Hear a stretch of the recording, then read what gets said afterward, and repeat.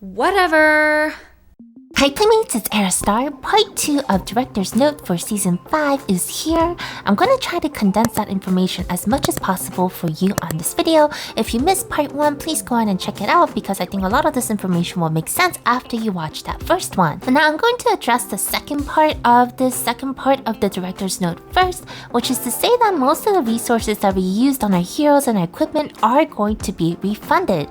So the resources that we used on the equipment, Weapon Awakening, exclusive weapons, hero enhancements, and Guardian Stone changes will be refunded according to them in full.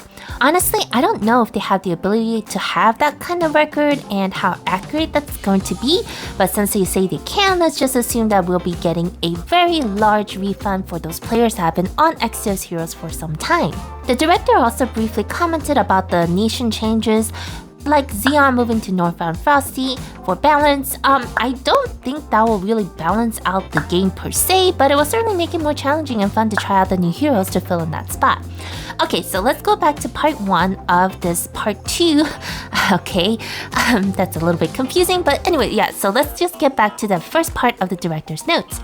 So Rao's hometown Marinos Island is finally coming to us. I'm guessing that it's kind of based on Santorini or some area of like a beautiful oceanside village or town or city. The new chapter in the story also comes with a new path of trials with some challenges, so there's that. Rude, as I mentioned in my Rude's video, is the second mythic hero, so that's been confirmed.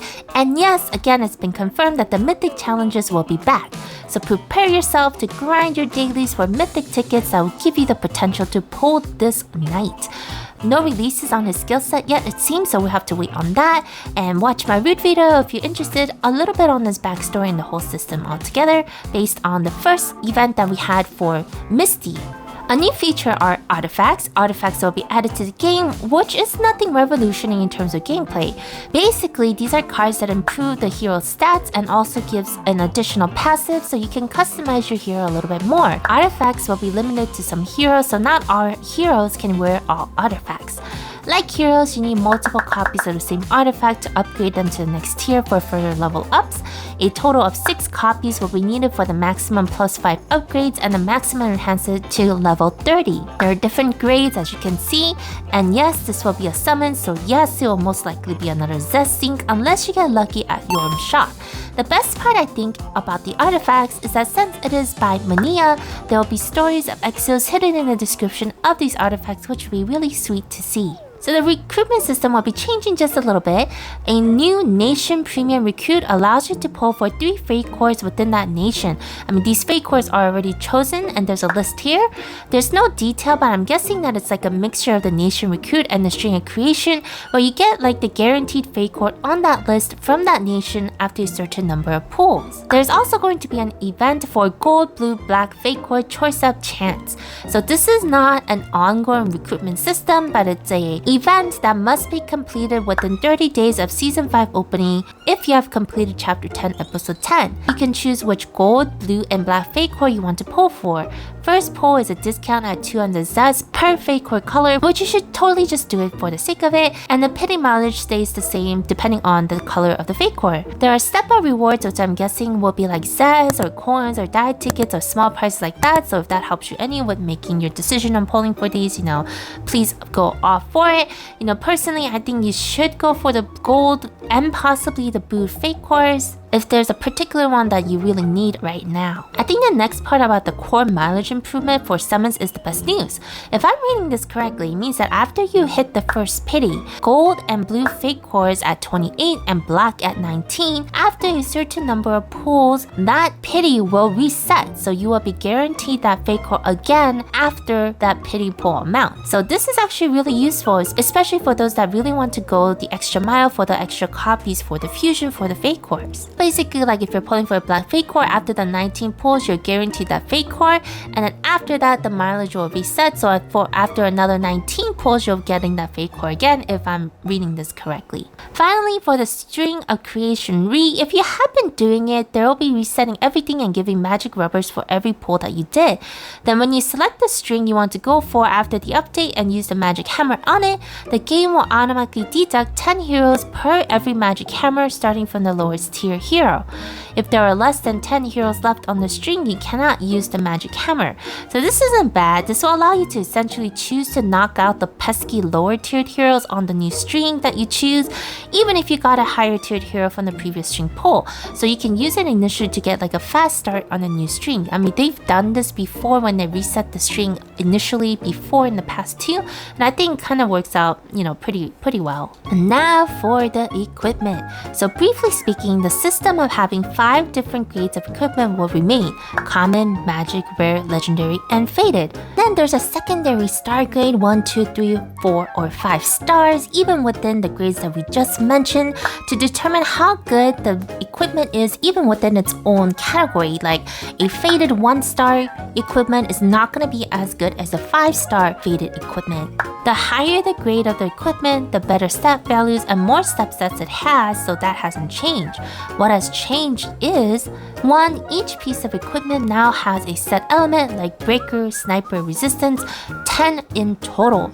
Equip a number of equipment from that same set grants additional effects. For example, a full breaker set will get your hero a 45% increased attack. The type of set will be randomly attached to equipment when it's crafted or dropped.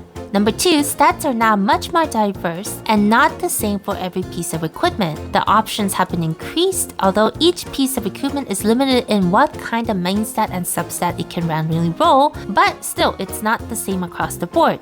For example, currently in the game, any type of glove will have attack as the main stat. In the new system, the glove can have attack as a static or percentage, defense as static or percentage, health as static or percentage, or critical hit percentage or critical damage percentage. Number 3, when you craft weapons and equipment, the type of stats can be granted or increased. You can now have a chance to craft equipment with these random stats at the forge.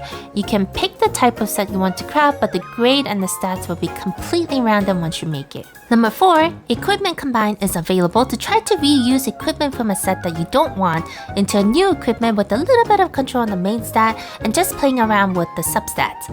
This will require a separate fusion material. Number 5, equipment can be enhanced and option enhanced. Enhanced basically is the same as fusion, you just need the same grade equipment to enhance to increase the enhancement value. Enhancement increases the main stat and also can randomly add or increase substats. Option enhance can only be done after plus 15 enhancement, and the increase will be determined by how many enhancements to the substats was done before the option enhancement. And finally, as we mentioned, you need different crafting materials depending on the set. For example, the Berserker set may require different materials to craft than the Resistance set. So the Holy Dragon Grounds have been changed to 3 different dungeons for the different materials, each with 5 levels of difficulty. There's no barrier to entry, so you can farm this as much as you like. Okay, so let's start with the pros. It seems like abrasives are gone, so you just need multiple copies of the same equipment grade, so that kind of works itself out. This new system does allow great hero customization along with the new artifact system, so you can build up the stats of a particular hero the way that you want. So things of worry. So obviously the fact that the stats are random are always going to be a headache. Sure, the system right now is also pretty random, not even just for the values of the equipment, but like for the fate or fusion upgrade percentages. But adding more variables means now you have to try to spread out your luck between the fate core heroes and the good equipment stats. Second, I'm thinking that the Holy Dragon Grounds should cost levy stones to play since the ticket system is gone. If not, that's a whole lot of grinding that's going to be available. So this kind of system always divides it into 2 different opinions. One, it makes it fair since you can now use your time to grind nice equipment instead of having paid to do so, so it makes it a little bit more free to play friendly. But on the other hand, it does make the game less casual, so players that don't have a lot of time to dump into the game and play casually will probably fall behind unless, they're paying big bucks to just buy the equipment outright. Either way, I would start hoarding all your levy stones and your Air Square coins to convert to levy stones just in case. Lastly, he mentioned a few other things. They're combining daily dungeons to make it faster to do, assuring that we'll get the same level of reward, so hopefully that's true. And the new Silver Freesia Fate Core and the new Dorka Red Fate Core is released. New background changes on the airship, which will be cool with the new gyro function, which will always be nice. I have yet to see heroes on games with the gyro function to like trip and fall though, so that'll be kind of cute to see. Bunch of UI updates and the ability to link accounts is also happening, so yada yada yada. Overall, as I mentioned in the part 1 director's notes review, I'm not really opposed to the change and I'm willing to try this new system out and see. It's not the most revolutionary game change and there are pros and cons to that. Pros being that since it's not anything new, it'll be pretty easy to get accustomed to, and cons is that yes, it will remove some of the charm of Exos gameplay, which is the same thing that I thought too, back when Line Games first eliminated the system of having different break effects for the Last Guardian Stone Broken. I still kind of miss that kind of gameplay feature, by the way. Although I have spent a lot of time and money into heroes the way that I have them now, I have always been up for trying out new hero combinations and giving different options to do that again. It's just another challenge and another way to bring life back to the heroes that I've been kind of collecting dust in the corner of my airship until now. We'll have to see for sure once the season rolls out and they work through the clutter, but at least we'll have a cool Dorka to look at, although she definitely doesn't really fit into the whole Exos vibe, I think. So it's kind of like, she's kind of like the collaboration characters that we had before, which, you know, by the way, I think they should probably have another collaboration soon, hopefully. Anyway, what are your thoughts on the second part of the director's notes? Let me know down in the comments below. And if you like random gaming content, especially on mobile gacha games, please consider leaving a like and subscribing. I post every Wednesday and weekends. Thank you all so much for watching. Stay safe and take care.